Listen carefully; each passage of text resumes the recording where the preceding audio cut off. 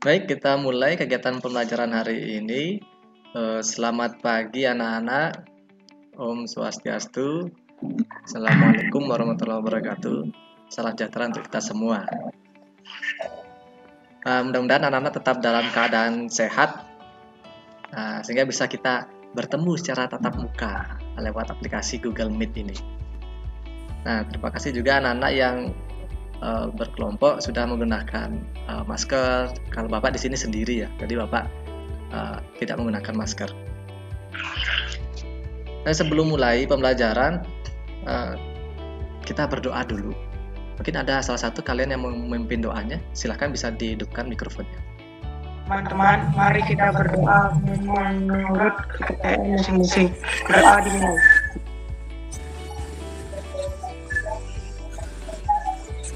Baik, terima kasih Deva sudah memimpin teman-teman yang berdoa. Jadi mudah-mudahan apa yang kita lakukan hari ini berjalan dengan lancar ya. Oke, selanjutnya anak-anak yang belum mengisi presensi, silakan bisa diisi di forum Classroom. Nah, anak-anak yang terkendala jaringan, silakan bisa berkelompok maksimal 3 orang ya dengan memperhatikan protokol kesehatan. Silakan. Oke, kita mulai pembelajaran kita hari ini. Jadi untuk materi hari ini masih seperti yang materi sebelumnya, yaitu mengolah data dengan aplikasi spreadsheet. Contohnya dengan menggunakan Microsoft Excel. Adapun tujuan pembelajaran hari ini, nanti anak-anak melalui video pembelajaran, kajian pustaka, dan diskusi dengan temannya, mampu mengenal rumus dalam mengolah data menggunakan aplikasi lembar kerja pengolah angka dengan tepat. Kemudian melalui demonstrasi nanti Bapak akan demokan cara membuat sebuah dokumen yang berisi penggunaan rumus dalam mengolah data menggunakan aplikasi lembar kerja pengolah angka dengan baik. Kemudian melalui studi kasus nanti anak-anak langsung praktik.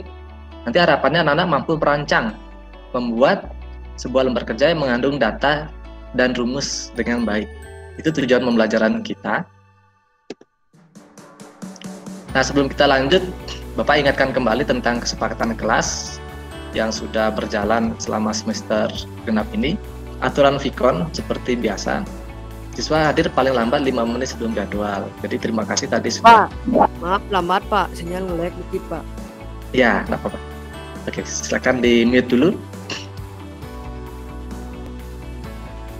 Nah, kemudian menonaktifkan mikrofon ketika tidak sedang berbicara.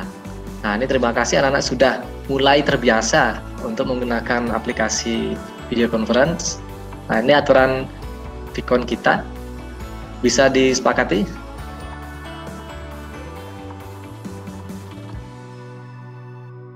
Oke, silahkan direspon. Bisa. Baik, terima kasih. Bisa, Pak. Oke, kita lanjutkan. Bisa, Pak. Oke, terima kasih responnya. Coba anak-anak ketik hasil perhitungan berikut ini. Sudah siap di kolom chatnya? Oke, angka yang pertama atau rumus yang pertama,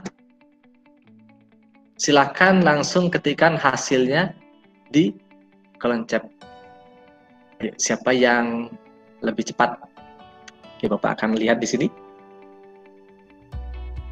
5 kali 20 tambah 25 dibagi 5. Wah, ini Deva langsung jawab 105. Kita lihat jawabannya apakah benar 105. Ya, betul.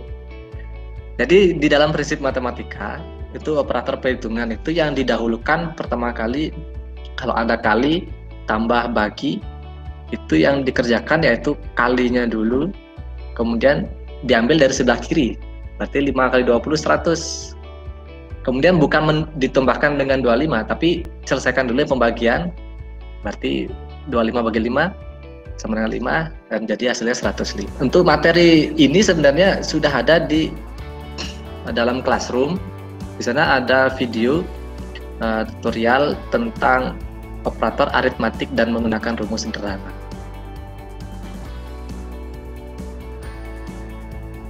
Nah, bagi yang terkendala bisa melihat juga di sana ada buku elektronik yang Bapak sediakan. di dalam classroomnya.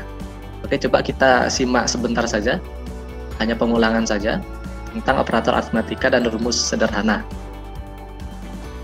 Assalamualaikum warahmatullahi wabarakatuh. Selamat pagi, selamat siang, selamat sore, selamat malam. Berjumpa kembali di channelnya Kang Endra, channel yang bahas seputar dunia pendidikan. Nah, kali ini saya akan mencoba untuk menjelaskan bagaimana penggunaan operator aritmatika itu di dalam melakukan suatu perhitungan. Nah, seperti yang kawan-kawan lihat di sini. Jadi di sini ada dalam LKPD 4 itu kalian disuruh untuk memasukkan rumus-rumus yang ada di perhitungan samping. Oke, mungkin kita mulai dari nomor 1. Silakan bisa mungkin diketikkan saja ya di kolom chat ya. Bagaimana sih rumusnya dari 5 kali 20 tambah 25 bagi 5 jika diketikkan dalam Excel-nya. Silakan bisa diketikkan di kolom chat. Nah, ini cahaya kalau hanya 5 kali atau bintang 20 tambah 25 bagi 5, di sana munculnya data teks, bukan data perhitungan. Oke, di sini sudah ada beberapa jawaban yang benar seperti Alia. Nah, itu sama dengan 5 bintang 20 tambah 25 bagi 5.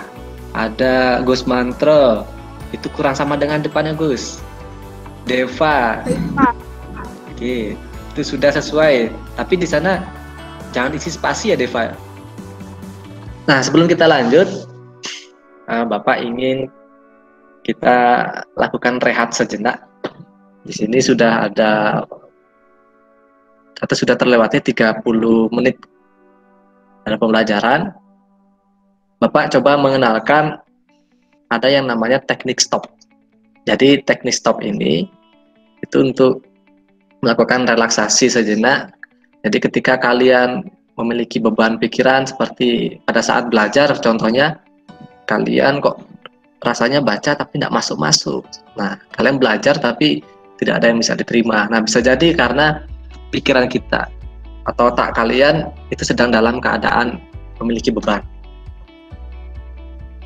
Nah, silakan ikuti arahan dari Bapak. Jadi coba kalian nanti rasakan sebelum dan sesudah melakukan kegiatan ini. Oke, kita stop, berhenti sejenak. Kemudian sekarang pejamkan mata. Kemudian tarik nafas dalam-dalam. Rasakan aliran udara yang masuk dalam paru-paru. Kemudian lepaskan perlahan-lahan. Oke, lakukan dengan duduk santai dan sambil memejamkan mata. Tarik nafas dalam-dalam. Kemudian lepaskan. Syukuri pemberian Tuhan bahwa kita masih diberikan nafas. Tarik nafas dalam-dalam. Lepaskan. Syukuri bahwa kalian masih bisa menikmati indahnya dunia ini. Silakan sampaikan perasaan kalian, apa yang kalian rasakan tadi ketika melakukan proses stop ini. Dengan tentunya dengan sesuai dengan instruksinya ya. Yang sudah on mic silakan langsung bisa berbicara. Silakan Alia, mungkin silakan hidupkan ya. Menjadi lebih bersyukur dan tenang, Pak. Baik, menjadi lebih bersyukur. Ternyata selama ini kita bukan berarti tidak bersyukur, tapi kita tidak menyadari bahwa Tuhan tuh memberikan nafas kita itu yang paling berharga. Kita coba lihat kembali bagaimana sih cara membuat tabel yang benar atau cara memasukkan rumus yang benar.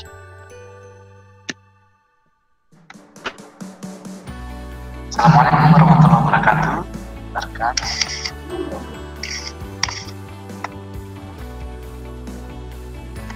Berganti ke kanan, nama barang. Nah, sekarang siap-siap. Anak yang menggunakan laptop, nah, silakan lihat di kolom chatnya ya. Bapak akan bagikan linknya ini. Jadi ini adalah aplikasi sama spreadsheet tapi miliknya Google. Nah sekarang coba kalian kerjakan. Bagi yang menggunakan laptop di sini ada 14 orang. Nanti kalau yang 1/3 bisa bergiliran ya. Cari nama masing-masing.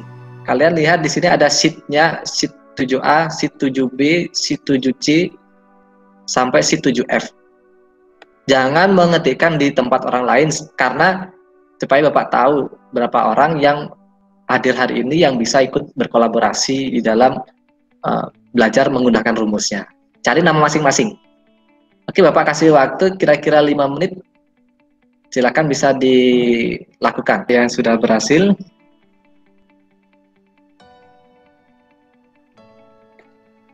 Baik, Arta Yoga. Hasilnya minus. Oh, berat badannya kok minus ya? Kira-kira apa yang salah di sana? Ayo perhatikan. Nah, di sini Lydia hasilnya false. Silakan jumlahkan, gunakan rumus. Bukan kalian menghitung lagi. Cara rumusnya. Setiap rumus pasti diawali dengan tanda sama dengan. Kemudian rumusnya yaitu jumlah tabungan pertama, itu langsung klik saja kolomnya di sini untuk mengambil data yang ada di kolom pertama, ditambahkan dengan kolom kedua. Enter. Dia langsung menghitung. Nah, inilah fungsi dari pengolah angka ini, dari spreadsheet ini. Dia Oke, Bapak ulangi lagi. Jadi tugas yang LKPD 4 nomor 3 itu, kalian di sini membuat satu tabel, bukan 4-4-nya. Kalian pilih salah satu saja, yaitu bisa pilih bidang seni, atau bidang sains, atau bidang teknologi, atau bidang olahraga. Bapak ambilkan contoh, yang mengambil bidang seni misalkan, kalian buat sebuah tabel persewaan pakaian tari. Kemudian nanti di sana atau tabel penjualan atau apa kira-kira yang seni, penjualan lukisan. Kalau yang bidang olahraga ada tabel klasemen sepak bola Liga Premier Inggris.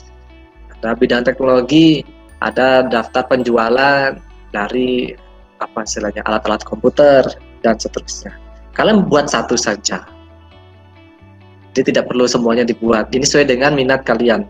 Nah, sebelum ditutup, Bapak minta untuk umpan baliknya. Silakan buka menti.com, kemudian masukkan kodenya 20980073. Sudah, Pak. Oke,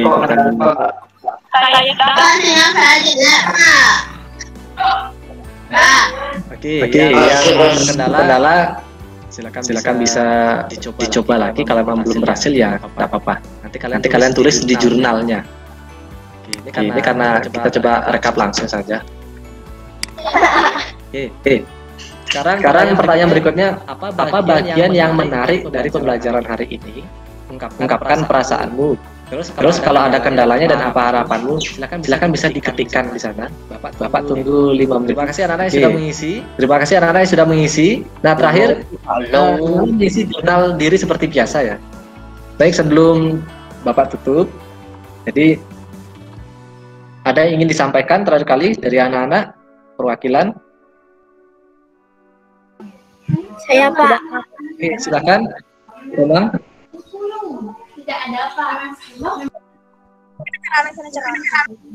Terima kasih atas pelajaran sekarang, Pak. Ya, apa yang Komang rasakan. Dan silakan anak-anak tetap motivasi diri masing-masing, karena belajar itu bukan untuk siapa-siapa, tapi untuk kalian, agar ilmunya nanti bisa berguna ke depannya. Baik. Terima kasih karena sudah mengikuti sesi hari ini. Selamat mengikuti pembelajaran berikutnya. Oke, sampai jumpa di pertemuan berikutnya. Oke, selamat siang Nana. Silakan bisa mengambil akta bebas dengan live meeting. Assalamualaikum warahmatullahi wabarakatuh. Saya Endra Kuswara dari salah satu calon guru penggerak dari Kabupaten Badung. Jadi saya ingin sedikit merefleksi apa yang sudah saya lakukan dalam pembelajaran berdiferensiasi maupun pembelajaran sosial emosional. Jadi perasaan saya setelah melakukan tahapan pembelajaran mulai dari perencanaan, pelaksanaan maupun tahap refleksi, jadi saya mendapatkan banyak hal yang baru. Tentunya hal baru tersebut sudah saya coba terapkan di dalam pembelajaran di kelas. Jadi pembelajaran berdiferensiasi dan sosial emosional ini tentunya sesuai dengan filosofi dari Ki Hajar, yaitu pembelajaran yang berpusat pada murid, yaitu di mana tugas guru itu menuntun lakunya murid sesuai dengan potensi yang dimiliki. Nah, pada tahap awal pembelajaran, saya coba untuk mengenali kesiapan belajar siswa. Jadi ada beberapa siswa yang terkendala perangkat maupun sinyal, saya coba berikan kesempatan agar dapat saling berkelompok kepada temannya, terutama dalam pembelajaran daring ini. Nah, kemudian untuk gaya belajar siswa, seperti siswa yang suka dengan teks atau dengan audio, video atau visual, jadi saya coba untuk memfasilitasi juga, serta minat siswa, baik yang minatnya dalam bidang olahraga, seni, teknologi, dan lain sebagainya. Nah, dalam menerapkan pembelajaran berdiferensiasi ini, secara tidak langsung, guru memang harus berinovasi untuk menyiapkan berbagai sumber belajar bagi siswa, agar semua kebutuhan belajar siswa dapat terpenuhi. Nah, untuk berikutnya di pembelajaran sosial emosional, jadi saya juga sudah melakukannya dalam pembelajaran kali ini. Dari dasar pembelajaran sosial emosional ini kita ambil dari mindfulness, yaitu berkesadaran penuh, di mana kesadaran penuh ini harapannya dapat memunculkan dalam diri agar seorang itu mampu mengelola panca inderanya untuk menyelesaikan suatu masalah. Nah, ini penting untuk dilakukan, terutama pada saat belajar itu harus fokus. Jadi dikala siswa ataupun kita mungkin sedang tidak fokus, jadi kita dapat menerapkan dari strategi-strategi di dalam pembelajaran sosial emosional ini. Di hal yang sudah saya pelajari dalam pembelajaran sosial emosional ini, diantaranya kita diharapkan mampu memiliki kompetensi seperti kesadaran diri, kemudian pengenalan diri, lalu kesadaran sosial atau memiliki rasa empati kepada sesama, kemampuan berinteraksi sosial, dan bertanggung jawab atas keputusan yang telah kita ambil. Jadi strategi yang sudah saya terapkan yaitu diantaranya teknik stop, kemudian ada identifikasi perasaan, dan jurnal diri. Dan tidak menutup kemungkinan strategi lain yang mungkin pernah saya lakukan dan mungkin belum tercantum dalam pembelajaran kali ini. Nah, secara keseluruhan, dari proses pembelajaran yang dilakukan berjalan dengan lancar, meskipun terjadi beberapa kendala. Karena dalam pembelajaran daring itu, hal yang paling menentukan yaitu sinyal dan kuota. Tapi namun dengan adanya pembelajaran berdiferensiasi dan pembelajaran sosial emosional ini, dapat menjadi bekal dalam menerapkan pembelajaran berikutnya, sehingga pembelajaran berikutnya dapat lebih baik dan lebih dapat disiapkan lagi sesuai dengan kebutuhan belajar siswa. Jadi mungkin sekian refleksi yang dapat saya berikan kali ini. Mudah-mudahan ke depannya saya dapat menerapkan kembali pembelajaran ini dengan lebih baik lagi. Assalamualaikum warahmatullahi wabarakatuh. Salam Guru Penggerak.